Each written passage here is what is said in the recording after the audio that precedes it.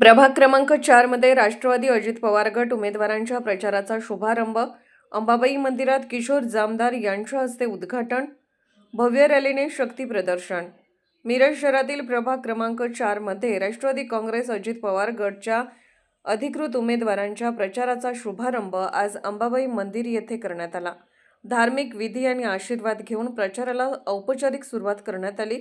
या प्रभागातून राष्ट्रवादी अजित पवार गटाकडून शिशिर जाधव, शैलेश देशपांडे, सिद्धी पिसे आणि रेखा भगत हे अधिकृत उमेदवार निवडणूक रिंगणात उतरले आहेत।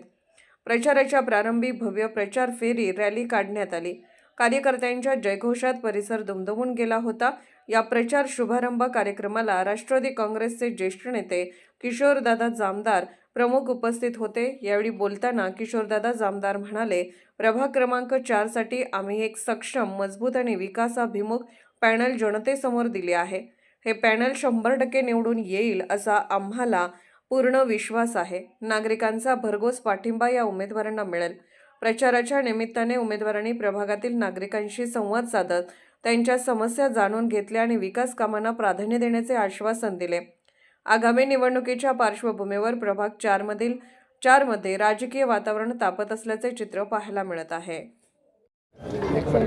सांगली मिरज कुपवाड महापालिकेची 25-26ची इलेक्शन लागलेली आहे। यामध्ये राष्ट्रवादी अजितदादा गटातर्फे मिरज शहरामध्ये 17 जागा लढवल्या जाणार आहेत। त्यापैकी ह्या प्रभाग 4 मधील हे 4 उमेदवार आहेत आणि आम्हाला खात्री आहे की आमच्याशिवाय महापालिकेत कुणाची सत्ता येऊ शकणार नाही आमच्या मदतीशिवाय, याची आम्हाला खात्री आहे। आणि प्रभाग 4च्या प्रचाराची शुभारंभ आता या ठिकाणी केलेला आहे। चालू केलं आता जाताना कळणार प्रचाराला काय। आज हेच येणार आहे, 100% मतदान आम्हालाच आहे अशा भ्रमात आम्ही राहणार नाही।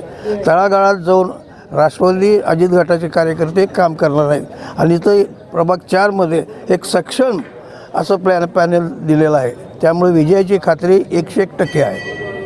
राष्ट्रवादीचे तर ते आमदार आहेत, त्यांना का संपूर्ण सांगली मिरज कुपवाड शहर सांभाळायचं आहे। एकाच दुसऱ्या प्रभागात येण्याची त्यांना गरज नाही आहे, त्यांची मोठी जबाबदारी आहे। ओके, ठीक आहे।